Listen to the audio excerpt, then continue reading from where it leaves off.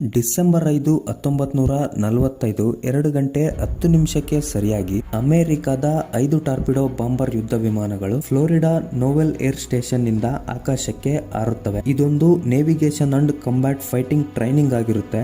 ಈ ಮಿಷನ್ ನ ಫ್ಲೈಟ್ 19 ಅನ್ನೋ ಹೆಸರಿನಿಂದ ಕರೀತಾರೆ. ಫ್ಲೈಟ್ 19 ಮಿಷನ್ ನಲ್ಲಿ 14 ಪೈಲಟ್ಸ್ ಇರ್ತಾರೆ. ಚಾರ್ಲ್ಸ್ ಕ್ಯಾರೋಲ್ ಟೈಲರ್ ಈ ಗ್ರೂಪ್ ನ ಲೀಡರ್. ಇವರು ಒಬ್ಬ ಹೈಲಿ ಎಕ್ಸ್ಪೀರಿಯನ್ಸ್ಡ್ ಪೈಲಟ್ ಮತ್ತು ವಾರ್ ವೆಟರನ್ ಆಗಿರ್ತಾರೆ.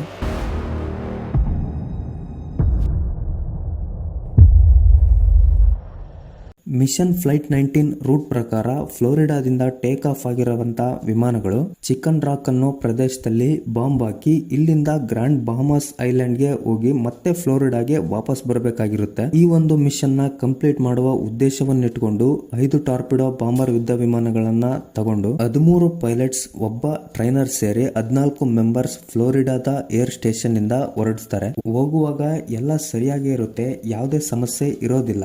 ಆದ್ರೆ 2 ಗಂಟೆ ಆದ್ಮೇಲೆ ಅಚಾನಕ್ ಆಗಿ ವಿಮಾನದಲ್ಲಿರುವಂತಹ ಕಂಪಾಸಸ್ ಡೈರೆಕ್ಷನ್ ತೋರಿಸೋದನ್ನ ನಿಲ್ಲಿಸುತ್ತೆ. ವಿಮಾನದಲ್ಲಿರುವ ಮೀಟರ್ಗಳು ಆಫ್ ಆಗ್ತವೆ. ಕ್ಷಣ ಮಾತ್ರದಲ್ಲೇ 5 ವಿಮಾನಗಳ ATC ಕನೆಕ್ಷನ್ ಕಟ್ ಆಗುತ್ತೆ. ಇವಾಗ ಪೈಲಟ್ಗೆ ಯಾವ ಡೈರೆಕ್ಷನ್ ಅಲ್ಲಿ ಹೋಗ್ಬೇಕು, ನಾವೀಗ ಎಲ್ಲಿದ್ದೀವಿ ಅನ್ನೋದ್ರ ಬಗ್ಗೆ ಇನ್ಫಾರ್ಮೇಶನ್ ಇರೋದಿಲ್ಲ. ಆ ಜಾಗದಲ್ಲಿ ಏನ್ ಆಗ್ತಿದೆ, ಏನ್ ನಡೀತಿದೆ ಅನ್ನೋದು ಅವರಿಗೂ ಕೂಡ ಅರ್ಥ ಆಗ್ತಾ ಇರಲ್ಲ. 3 ಗಂಟೆಗಳಲ್ಲಿ ವಾಪಸ್ ಬರಬೇಕಾಗಿದ್ದ ವಿಮಾನಗಳು 1 ದಿನ ಕಳೆದ್ರೂ ವಾಪಸ್ ಬರೋದಿಲ್ಲ ಮತ್ತು ಆ ಜಾಗದಿಂದ ಕ್ಷಣ ಮಾತ್ರದಲ್ಲೇ ಆ 5 ವಿಮಾನಗಳು ನಾಪತ್ತೆ ಆಗ್ಬಿಡ್ತವೆ. ಅಲ್ಲಿಂದ ಇಲ್ಲಿವರೆಗೂ ಆ ವಿಮಾನಗಳೇನಾದ್ವು, ಎಲ್ಲೋಗಿದಾವೆ ಅನ್ನೋದು ಯಾರಿಗೂ ಗೊತ್ತಾಗ್ಲಿಲ್ಲ ಮತ್ತು ಕಂಡುಹಿಡಿಯೋಕ್ಕೂ ಸಾಧ್ಯ ಆಗ್ಲಿಲ್ಲ.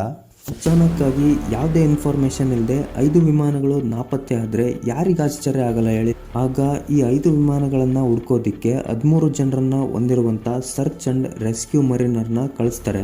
ಇಲ್ಲಿ ಶಾಕಿಂಗ್ ವಿಷಯ ಏನಪ್ಪಾ ಅಂದ್ರೆ, ಆ ಮರೀನರ್ ಹೋಗಿದ್ದಷ್ಟೇ ವಾಪಸ್ ಬರಲೇ ಇಲ್ಲ. ಆ ಪ್ಲೇನ್ ಎಲ್ಲಿ ಹೋದ್ವು, ಮರೀನರ್ ಎಲ್ಲಿ ಹೋಯ್ತು, ಅಕಸ್ಮಾತ್ ಆ ಸಮುದ್ರದಲ್ಲಿ ಬಿದ್ದಿದ್ರೆ ತೇಲ್ಕೊಂಡಾದ್ರೂ ಬರ್ಬೋದಾಗಿತ್ತಲ್ಲ. ಒಂಚೂರು ಸುಳಿವಿಲ್ದೇನೆ ಅಲ್ಲಿಗೆ ಹೋದಂತ ವಿಮಾನಗಳು ಮತ್ತು ಅದನ್ನ ಹುಡ್ಕೋಕ್ ಹೋದಂತ ಮರೀನರ್ ಪತ್ತೆ ಇಲ್ದೇನೆ ನಾಪತ್ತೆ ಆಗ್ಬಿಡ್ತವೆ.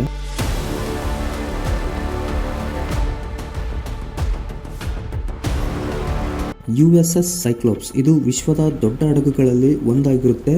ಈ ಹಡಗು 542 ಫೀಟ್ ಉದ್ದವಾಗಿರುತ್ತೆ ಮತ್ತು ಅಂದಿನ ಕಾಲದಲ್ಲಿ ಅಮೆರಿಕ ತಯಾರು ಮಾಡಿದಂತ ಮೋಸ್ಟ್ ಅಡ್ವಾನ್ಸ್ಡ್ ಶಿಪ್ ಆಗಿರುತ್ತೆ. ಮಾರ್ಚ್ 4, 1918ರಲ್ಲಿ ಅಮೆರಿಕದ ಬಾಲ್ಟಿಮೋರ್ ನಿಂದ ಬ್ರೆಜಿಲ್ ದೇಶದ ಕಡೆ ತನ್ನ ಜರ್ನಿ ಸ್ಟಾರ್ಟ್ ಮಾಡುತ್ತೆ. ಈ ಹಡಗಿನಲ್ಲಿ 306 ಜನ ಪ್ರಯಾಣ ಮಾಡ್ತಾ ಇರ್ತಾರೆ ಮತ್ತು 11,000 ಟನ್ ಅಷ್ಟು ಮ್ಯಾಂಗನೀಸ್ ನ ಬ್ರೆಜಿಲ್ ದೇಶಕ್ಕೆ ತಗೊಂಡು ಹೋಗ್ತಾ ಇರುತ್ತೆ. ಟೋಟಲ್ ಇದು 9 ದಿನಗಳ ಪ್ರಯಾಣ ಆಗಿರುತ್ತೆ. ಬಾಲ್ಟಿಮೋರ್ ನಿಂದ ಹೊರಟಂತ ಈ ಹಡಗು ಯಾವುದೇ ಪ್ರಾಬ್ಲಮ್ ಇಲ್ದೇನೆ ಮುಂದೆ ಸಾಗ್ತಾ ಇರುತ್ತೆ. ಆದ್ರೆ ಅಲ್ಲೇನ್ ವಿಚಿತ್ರ ನಡೆಯುತ್ತೋ ಗೊತ್ತಿಲ್ಲ. 542 ಫೀಟ್ ಉದ್ದ ಇರುವಂತ ಹಡಗು ಆ ಟ್ರಯಾಂಗಲ್ ಹತ್ರ ಹೋದ್ ಕೂಡಲೇ ಸಡನ್ ಆಗಿ ಕಣ್ಮರೆ ಆಗ್ಬಿಡುತ್ತೆ. ಅದರಲ್ಲಿರುವಂತ 306 ಜನರಲ್ಲಿ ಒಬ್ರು ಕೂಡ ನೋಡಕ್ ಸಿಗಲ್ಲ. ಎಲ್ರು ಕೂಡ ಆ ಹಡಗಿನ ಜೊತೆ ನಾಪತ್ತೆ ಆಗ್ಬಿಡ್ತಾರೆ. ಈ ಘಟನೆ ನಡೆದ್ಮೇಲೆ ಅಮೆರಿಕದ ನೇವಿ ಬಹಳ ಆಶ್ಚರ್ಯಕ್ಕೊಳಗಾಗುತ್ತೆ ಮತ್ತು ಅಂದಿನ ಅಮೆರಿಕದ ಅಧ್ಯಕ್ಷರಾದಂತ ವಿಡ್ರೋ ವಿಲ್ಸನ್ ಅವರು ಈ ಘಟನೆ ಬಗ್ಗೆ ಒಂದು ಸ್ಟೇಟ್ಮೆಂಟ್ ನ ಕೊಡ್ತಾರೆ.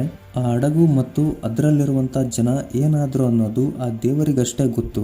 ಈ ಒಂದು ಸ್ಟೇಟ್ಮೆಂಟ್ ಆ ಘಟನೆಯ ನಿಗೂಢತೆಯನ್ನ ಇನ್ನೂ ಹೆಚ್ಚು ಮಾಡುತ್ತೆ. ಆ ಹಡಗು ಎಲ್ಲೋಯ್ತು, ಓವರ್ಲೋಡ್ ಆಗಿ ಮುಳುಗೋಯ್ತಾ ಅಥವಾ ಬೇರೆ ಯಾವುದೋ ಶಕ್ತಿಯಿಂದ ಕಣ್ಮರ ಆಯ್ತಾ ಅನ್ನೋದು ಇಲ್ಲಿವರೆಗೂ ಯಾರಿಗೂ ಗೊತ್ತಾಗ್ಲೇ ಇಲ್ಲ. 1945ರ ಫ್ಲೈಟ್ 19 ಇನ್ಸಿಡೆಂಟ್ ನಡೆದ್ಮೇಲೆ ಆ ಜಾಗದ ಬಗ್ಗೆ ಕ್ಯೂರಿಯಾಸಿಟಿ ಹೆಚ್ಚಾಗ್ತಾನೆ ಹೋಗುತ್ತೆ. ಆ ಏರಿಯಾ ಇರೋದು ನಾರ್ತ್ ಅಟ್ಲಾಂಟಿಕ್ ಓಷನ್ ನಲ್ಲಿ ಫ್ಲೋರಿಡಾದಿಂದ ಪ್ಯೂಟೋರಿಕಾದ ತನಕ, ಅಲ್ಲಿಂದ ಬರ್ಮುಡಾ ದೇಶದವರೆಗೂ 3 ಪ್ರದೇಶಗಳ ನಡುವೆ ಇರುವಂತಹ ಜಾಗವನ್ನ ಬರ್ಮುಡಾ ಟ್ರಯಾಂಗಲ್ ಅಂತೇಳಿ ಕರಿತೀವಿ. ಈ ಬರ್ಮುಡಾ ಟ್ರಯಾಂಗಲ್ ನ ವಿಸ್ತೀರ್ಣ 13 ಲಕ್ಷ ಸ್ಕ್ವೇರ್ ಕಿಲೋಮೀಟರ್ ನಿಂದ 39 ಲಕ್ಷ ಸ್ಕ್ವೇರ್ ಕಿಲೋಮೀಟರ್ ಅಂತ ಹೇಳಲಾಗುತ್ತೆ. ಬರ್ಮುಡಾ ಟ್ರಯಾಂಗಲ್ ನಲ್ಲಿ ಅದೇನ್ ನಡೆಯುತ್ತೋ ಗೊತ್ತಿಲ್ಲ.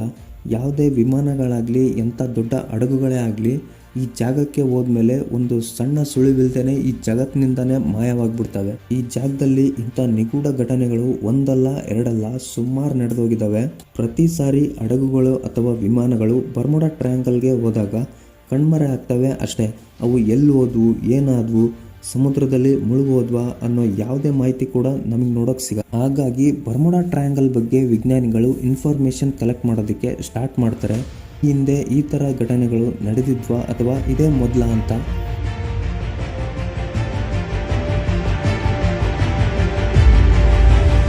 1492ರಲ್ಲಿ ಕ್ರಿಸ್ಟೋಫರ್ ಕೊಲಂಬಸ್ ಜಲಮಾರ್ಗದ ಮೂಲಕ ಭಾರತಕ್ಕೆ ಬರ್ತಾ ಇರಬೇಕಾದ್ರೆ ಬರೋ ದಾರಿಯಲ್ಲಿ ಚಂಡಮಾರುತಕ್ಕೆ ಸಿಲುಕಿ ದಾರಿ ತಪ್ಪಿ ಅಮೆರಿಕದ ದ್ವೀಪದ ಕಡೆ ಬಂದ್ಬಿಡ್ತಾನೆ. ಆಗ ಕೊಲಂಬಸ್ಗೂ ಕೂಡ ಈ ತರದ ವಿಚಿತ್ರವಾದ ಎಕ್ಸ್ಪೀರಿಯನ್ಸ್ ಆಗಿತ್ತು ಅನ್ನೋದನ್ನ ಸ್ವತಃ ಕೊಲಂಬಸ್ ತನ್ನ ಡೈರಿಯಲ್ಲಿ ಬರೀತಾನೆ. ಆ ಜಾಗಕ್ಕೆ ಬಂದ ಮೇಲೆ ಹಡಗಿನಲ್ಲಿರೋ ಕಂಪಾಸಸ್ ಕೆಲಸ ಮಾಡೋದನ್ನ ನಿಲ್ಸಿದ್ವು.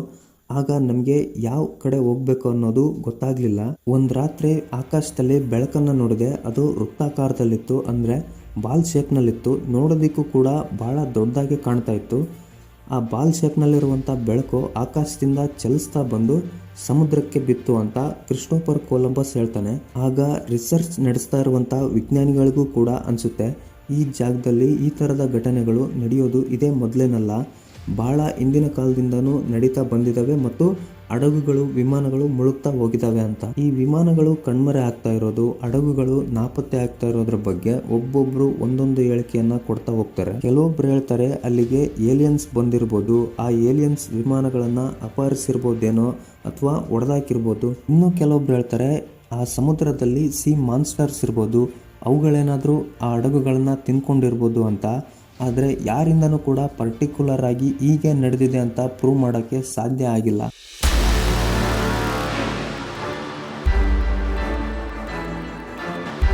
1888ರಲ್ಲಿ ಎಲೆನ್ ಆಸ್ಟಿನ್ ಅನ್ನೋ ಹಡಗು ಇಂಗ್ಲೆಂಡ್ನಿಂದ ನ್ಯೂಯಾರ್ಕ್ಗೆ ಹೊರಟಿರುತ್ತೆ. ಈ ಹಡಗಿನ ಕ್ಯಾಪ್ಟನ್ ಗ್ರಿಫಿನ್ ಅನ್ನೋ ವ್ಯಕ್ತಿ ಆಗಿರ್ತಾನೆ. ನಾನು ಆಲ್ರೆಡಿ ಹೇಳಿರುವಂತ ಘಟನೆಗಳಿಗೆ ಹೋಲಿಸಿದ್ರೆ ಈ ಒಂದು ಘಟನೆ ವಿಚಿತ್ರ ಮತ್ತು ಭಯಾನಕ ಅನ್ಸ್ಬೋದು. ಕ್ಯಾಪ್ಟನ್ ಗ್ರಿಫಿನ್ ಇಂಗ್ಲೆಂಡ್ನಿಂದ ನ್ಯೂಯಾರ್ಕ್ಗೆ ಬರಬೇಕಾದ್ರೆ ಶಾರ್ಟ್ ಕಟ್ ರೂಟ್ ನ ಆಯ್ಕೆ ಮಾಡ್ಕೋತಾನೆ.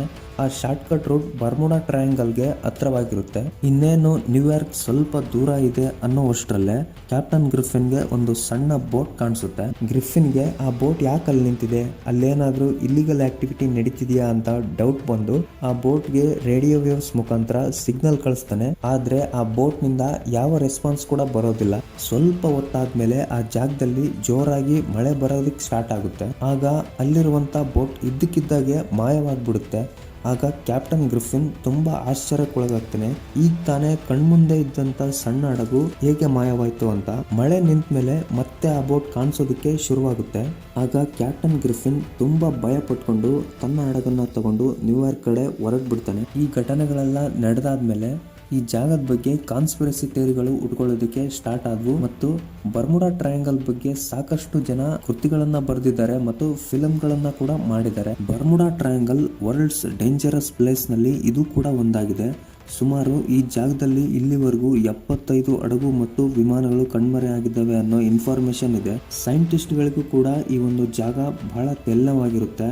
ಹೇಗಪ್ಪ ಈ ಬರ್ಮುಡಾ ಟ್ರಯಾಂಗಲ್ ನಲ್ಲಿ ಆಗ್ತಾ ಇರುವಂತಹ ಮಿಸ್ಟರಿನ ಸಾಲ್ವ್ ಮಾಡೋದು ಅಂತ. ಕೆಲವರು ಇಲ್ಲಾಗ್ತಿರುವಂತ ನಿಗೂಢ ಘಟನೆಗಳಿಗೆ ಏಲಿಯನ್ಸ್ ಕಾರಣ ಅಂದ್ರೆ, ಇನ್ ಕೆಲವರು ಇಲ್ಲ ಈ ಸಮುದ್ರದಲ್ಲಿ ಸಿ ಮಾನ್ಸ್ಟರ್ಸ್ ಅಥವಾ ಯಾವ್ದೋ ವಿಚಿತ್ರವಾದ ಪ್ರಾಣಿಗಳಿದಾವೆ, ಆ ಪ್ರಾಣಿಗಳೇ ಇದಕ್ಕೆಲ್ಲ ಕಾರಣ ಅಂತಾರೆ. ಆದ್ರೆ ಸೈನ್ಸ್ ಮಾತ್ರ ಯಾವುದೇ ಪ್ರೂಫ್ ಇಲ್ಲದೆ ಯಾವುದೇ ಎವಿಡೆನ್ಸ್ ಇಲ್ಲದೆ ಇಂಥ ಹೇಳಿಕೆಗಳನ್ನ ಒಪ್ಪೋದಿಲ್ಲ. ಲ್ಯಾರಿ ಕುಸ್ಚಿ ಅನ್ನೋ ಅಮೆರಿಕದ ಸಂಶೋಧಕ 1975ರಲ್ಲಿ the Bermuda Triangle mystery solved ಅನ್ನೋ ಕೃತಿಯನ್ನ ರಚನೆ ಮಾಡ್ತಾನೆ. ಈ ಕೃತಿಯಲ್ಲಿ ಲ್ಯಾರಿ ಕುಸ್ಚಿ ಅವರು ಬರ್ಮುಡಾ ಟ್ರಯಾಂಗಲ್ ನಲ್ಲಿ ಆಗ್ತಾ ಇರುವಂತಹ ಘಟನೆಗಳಿಗೆ ಸಂಬಂಧಪಟ್ಟಂತೆ ಇದೇ ತರದ ಘಟನೆಗಳು ಜಗತ್ತಿನ ಬೇರೆ ಬೇರೆ ಕಡೆಗಳಲ್ಲಿಯೂ ಆಗ್ತಾ ಇದಾವೆ. ಇಂಥ ಎಲ್ಲಾ ಘಟನೆಗಳಿಗೆ ಸಮುದ್ರದಲ್ಲಿ ಬರುವಂತ ಚಂಡಮಾರುತಗಳು ಮತ್ತು ಅಲ್ಲಿ ಉಂಟಾಗುವಂತ ದೊಡ್ಡ ದೊಡ್ಡ ಅಲೆಗಳು ಕಾರಣ ಆಗ್ತವೆ. ಸಾಮಾನ್ಯವಾಗಿ ಜೋರಾಗಿ ಬೀಸುವಂತ ಗಾಳಿಗೆ ಮತ್ತು ಸಮುದ್ರದಲ್ಲಿ ಉಂಟಾಗುವಂತ ಚಂಡಮಾರುತಕ್ಕೆ ಎಷ್ಟೇ ದೊಡ್ಡ ವಿಮಾನ ಆದ್ರೂ ಕೂಡ ಎಸ್ಕೇಪ್ ಆಗೋದಕ್ಕೆ ಸಾಧ್ಯ ಆಗೋದಿಲ್ಲ. ಆ ಸಾಗರದಲ್ಲಿ ಸೃಷ್ಟಿಯಾಗುವಂತ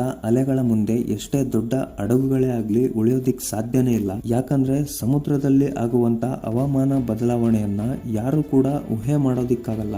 ಅಲ್ಲಿ ಯಾವಾಗ ಬೇಕಾದ್ರೂ ಚಂಡಮಾರುತಗಳು ಸೃಷ್ಟಿಯಾಗಬಹುದು ಮತ್ತು ದೊಡ್ಡ ದೊಡ್ಡ ಅಲೆಗಳು ಉಂಟಾಗಬಹುದು. ಅದರಲ್ಲೂ ಅಟ್ಲಾಂಟಿಕ್ ಓಷನ್ ನಲ್ಲಿ ಚಂಡಮಾರುತಗಳು ಮತ್ತು ಭಯಾನಕ ಅಲೆಗಳು ಯಾವಾಗ್ಲೂ ಸೃಷ್ಟಿ ಆಗ್ತಾನೆ ಇರ್ತವೆ. ಜಗತ್ತಿನ ಬೇರೆ ಸಮುದ್ರಗಳಿಗೆ ಹೋಲಿಸಿದ್ರೆ ಚಂಡಮಾರುತಗಳು ಅಲೆಗಳು ಅತಿ ಹೆಚ್ಚು ಉಂಟಾಗೋದು ಈ ಅಟ್ಲಾಂಟಿಕ್ ಓಷನ್ ನಲ್ಲಿಯೇ ಜಾಸ್ತಿ. ಒಮ್ಮೊಮ್ಮೆ ಮನುಷ್ಯರು ಮಾಡುವಂತ ತಪ್ಪುಗಳಿಂದನೂ ಕೂಡ ಈ ತರದ ಇನ್ಸಿಡೆಂಟ್ ನಡೆದೋಗ್ತವೆ. ಪೈಲಟ್ ಮಾಡೋ ತಪ್ಪಿನಿಂದ ಏರೋಪ್ಲೇನ್ ಬ್ಲಾಸ್ಟ್ ಆಗ್ಬಹುದು ಮತ್ತು ಕ್ಯಾಪ್ಟನ್ ಮಾಡೋ ತಪ್ಪಿನಿಂದ ಹಡಗುಗಳು ಮುಳುಗಡೆ ಆಗ್ಬಹುದು. ಇರೋದು. ಲ್ಯಾರಿ ಕುರ್ಷಿ ಅವರು ಹೇಳೋ ಪ್ರಕಾರ ಇಲ್ಲಿ ಯಾವ ಏಲಿಯನ್ಗಳು ಇಲ್ಲ, ಸಮುದ್ರದಲ್ಲಿ ಯಾವ ಸಿ ಮಾನ್ಸ್ಟರ್ಸ್ ಗಳು ಇಲ್ಲ, ಅಥವಾ ನಮ್ಮ ಕಣ್ಣಿಗೆ ಕಾಣದ ಬೇರೆ ಯಾವ ಶಕ್ತಿಗಳು ಕೂಡ ಅಲ್ಲಿಲ್ಲ. ಈ ಘಟನೆಗಳು ನಡೀತಿರೋದು ನ್ಯಾಚುರಲ್ ಡಿಸಾಸ್ಟರ್, ಪ್ರಕೃತಿ ವಿಕೋಪಗಳಿಂದಷ್ಟೇ ಬಿಟ್ರೆ ಬೇರೇನೂ ಇಲ್ಲ ಅಂತ ಲ್ಯಾರಿ ಕುರ್ಚಿ ಅವರು ಬರೆದಂತ the Bermuda Triangle mystery solved ಅನ್ನೋ ಕೃತಿಯಲ್ಲಿ ಕ್ಲಿಯರ್ ಆಗಿ ಮೆನ್ಷನ್ ಮಾಡಿದ್ದಾರೆ.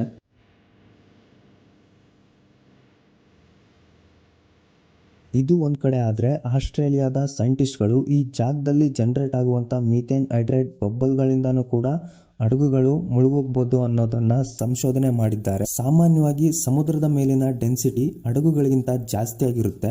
ಸಮುದ್ರದ ಕೆಳಗಡೆಯಿಂದ ಉಂಟಾಗುವಂತ ಪ್ರೆಷರ್ನಿಂದಾಗಿ ಮೀಥೇನ್ ಹೈಡ್ರೇಟ್ ಬಬ್ಬಲ್ಗಳು ಅಥವಾ ಗುಳ್ಳೆಗಳು ಜನರೇಟ್ ಆಗುತ್ತವೆ. ಈ ಬಬ್ಬಲ್ಗಳು ಗಾತ್ರದಲ್ಲಿ ದೊಡ್ಡದಾಗಿರುತ್ತವೆ ಮತ್ತು ಈ ಬಬ್ಬಲ್ಗಳಲ್ಲಿ ಮೀಥೇನಿಯಂ ಕಂಟೆಂಟ್ ಅತಿ ಹೆಚ್ಚಿರೋದ್ರಿಂದ ಸಮುದ್ರದಲ್ಲಿ ಹೋಗ್ತಾ ಇರುವಂತ ಹಡಗುಗಳಿಗೆ ಆ ಗುಳ್ಳೆಗಳೇನಾದ್ರೂ ಕೆಳಗಿನಿಂದ ಮೇಲಕ್ಕೆ ಬಂದು ಒಮ್ಮೆಂದೊಮ್ಮೆಗೆ ಒಡೆದಾಗ ಹಡಗುಗಳು ಮುಳುಗೋ ಚಾನ್ಸ್ ಅತಿ ಹೆಚ್ಚಿರುತ್ತೆ. ಈ ವಿಷಯದ ಬಗ್ಗೆ ಆಸ್ಟ್ರೇಲಿಯಾದ ಲ್ಯಾಬೋರೇಟರಿನಲ್ಲಿ ಎಕ್ಸ್ಪೆರಿಮೆಂಟ್ ಮಾಡಿ ಬರ್ಮುಡಾ ಟ್ರಯಾಂಗಲ್ ನಲ್ಲಿ ನಡೀತಿರುವಂತಹ ಘಟನೆಗಳಿಗೆ ಈ ಮೀಥೇನ್ ಹೈಡ್ರೇಟ್ ಬಬ್ಬಲ್ಗಳು ಕೂಡ ಕಾರಣ ಆಗಿದಾವೆ ಎಂದು ಖಚಿತಪಡಿಸ್ತಾರೆ. ಮತ್ತು ಬರ್ಮುಡಾ ಟ್ರಯಾಂಗಲ್ ಬಗ್ಗೆ ಸ್ಪೇಸ್ ನಿಂದನೂ ಸೈಂಟಿಸ್ಟ್ಗಳು ರಿಸರ್ಚ್ ನಡೆಸ್ತಾರೆ. ಯೂನಿವರ್ಸಿಟಿ ಆಫ್ ಕೊಲರಾಡೋಗೆ ಸಂಬಂಧಪಟ್ಟ ಸೈಂಟಿಸ್ಟ್ಗಳು ಬರ್ಮುಡಾ ಟ್ರಯಾಂಗಲ್ ಏರಿಯಾದ ಸ್ಯಾಟಲೈಟ್ ಇಮೇಜ್ ಇಟ್ಕೊಂಡು ರಿಸರ್ಚ್ ನಡೆಸ್ತಾರೆ. ಈ ಇಮೇಜ್ ನಿಂದ ಸಿಕ್ಕಂತ ಮಾಹಿತಿಯ ಪ್ರಕಾರ ಆ ಜಾಗದಲ್ಲಿನ ಮೋಡಗಳು ಎಕ್ಸಾಗಾನ್ ಶೇಪ್ ನಲ್ಲಿ ಫಾರ್ಮೇಶನ್ ಆಗಿರೋದು ಕಂಡು ಬರುತ್ತೆ. ಕಾಮನ್ ಆಗಿ ಮೋಡಗಳು ರೌಂಡ್ ಅಥವಾ ಸ್ಕ್ವೇರ್ ಶೇಪ್ ಅಲ್ಲಿ ಇರೋದನ್ನ ನಾವು ನೋಡಿರ್ತೀವಿ. ಆದ್ರೆ ಇಲ್ಲಿನ ಮೋಡಗಳು ಎಕ್ಸಾಗಾನ್ ಶೇಪ್ ನಲ್ಲಿ ಇದಾವೆ ಅಂದ್ರೆ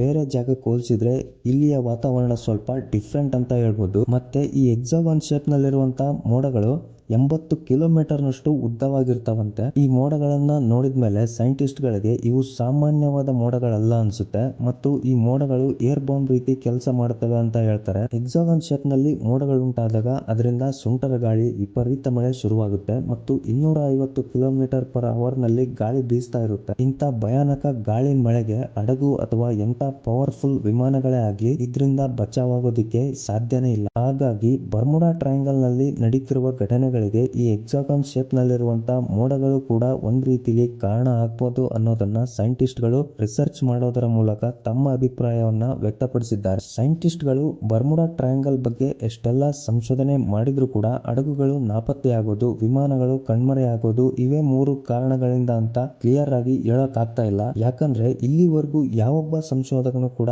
ಬರ್ಮುಡಾ ಟ್ರಯಾಂಗಲ್ ಇರೋ ಜಾಗಕ್ಕೆ ಹೋಗಿ ಸಂಶೋಧನೆಯನ್ನ ನಡೆಸೋದಕ್ಕೂ ಆಗ್ತಾ ಇಲ್ಲ. ಆ ಜಾಗದಲ್ಲಿ ಬೇರೆ ಯಾವುದೋ ಲೋಕ ಇದೆನಾ ಅಥವಾ ಮನುಷ್ಯನ ಬುದ್ಧಿವಂತಿಕೆಗೂ ಮೀರಿದ ಶಕ್ತಿ ಆ ಜಾಗದಲ್ಲಿದೆನಾ ಅನ್ನೋದಿಲ್ಲಿ ದೊಡ್ಡ ಪ್ರಶ್ನೆ ಆಗಿದೆ. ಹಾಗಾಗಿ ಜಗತ್ತು ಎಷ್ಟೇ ಮುಂದುವರಿಲಿ, ಜಗತ್ತಿನಲ್ಲಿ ಏನೇ ಇನ್ವೆನ್ಷನ್ ಆಗಲಿ ಸೈನ್ಸ್ಗೆ ಸವಾಲ್ ಅನ್ನೋ ರೀತಿಯಲ್ಲಿ ಈ ತರದ ಘಟನೆಗಳು, ವಿಚಿತ್ರವಾದ ಜಾಗಗಳು ನೋಡೋದಿಕ್ಕೆ ಸಿಗ್ತವೆ.